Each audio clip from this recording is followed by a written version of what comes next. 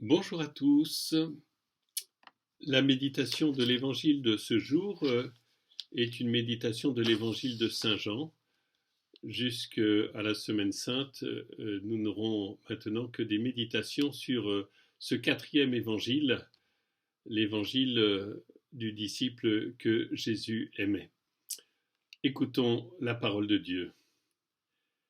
Jésus, après avoir passé 2 jours chez les Samaritains, partit pour la Galilée.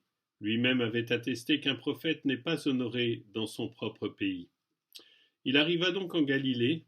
Les Galiléens lui firent bon accueil, car ils avaient vu tout ce qu'il avait fait à Jérusalem pendant la fête de Pâques, puisqu'ils étaient allés eux aussi à cette fête. Ainsi donc Jésus revint à Cana en Galilée, où il avait changé l'eau en vin. Or il y avait un fonctionnaire royal dont le fils était malade à Capharnaüm. Ayant appris que Jésus arrivait de Judée en Galilée, il alla le trouver. Il lui demandait de descendre à Capharnaüm pour guérir son fils, qui était mourant. Jésus lui dit, Jésus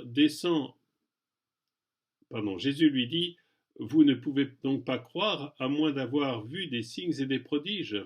Le fonctionnaire royal lui dit, Seigneur, descends avant que mon enfant ne meure. Jésus lui répond, Va, ton fils est vivant. L'homme crut à la parole que Jésus lui avait dite, et il partit.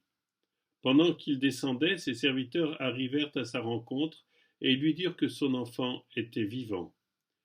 Il voulut savoir à quelle heure cela s'était produit. Ils lui dirent, c'est hier, en début d'après-midi, que la fièvre l'a quitté. Le père se rendit compte que c'était justement l'heure où Jésus lui avait dit « Ton fils est vivant ». Alors il crut avec tous les gens de sa maison.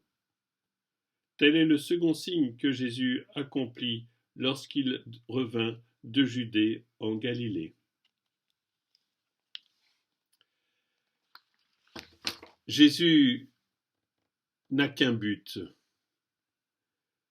éveiller la foi dans le cœur des hommes, faire entrer le peuple de Dieu dans l'expérience de la foi en Dieu, sauveur du monde.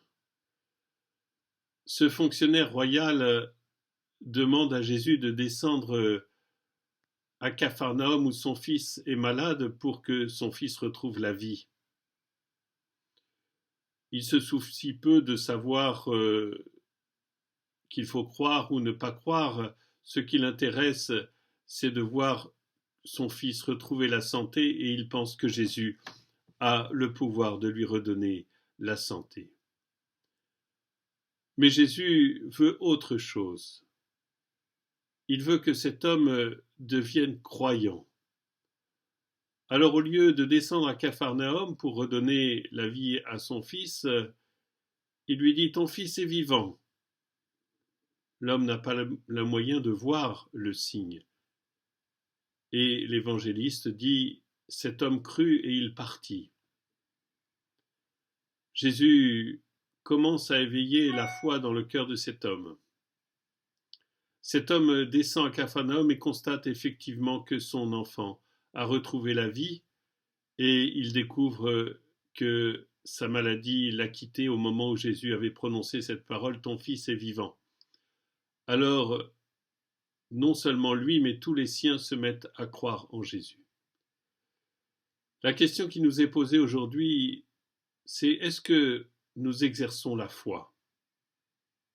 Particulièrement en ce temps où notre environnement, notre société, notre pays, le monde est atteint par cette épidémie.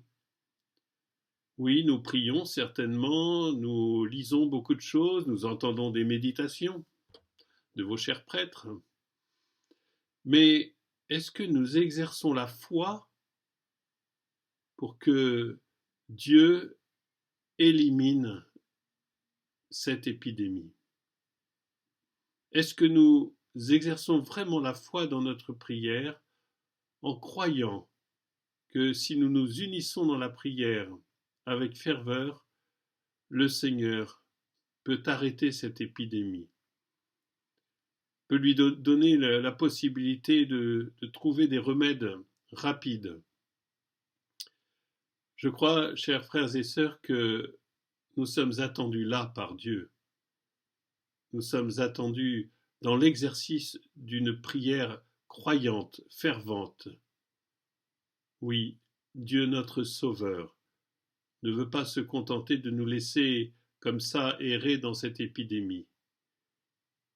Il veut que nous exercions la foi pour que sa puissance divine puisse nous secourir par tous les moyens surnaturels et les moyens naturels qui sont à notre portée. Exerçons aujourd'hui cette foi, prions avec ferveur le chapelet ou n'importe quelle autre prière, mais croyons que si l'Église manifeste la foi qui lui a été donnée, eh bien des miracles, des prodiges, des signes seront alors visibles. Que le Seigneur vous bénisse, à très bientôt.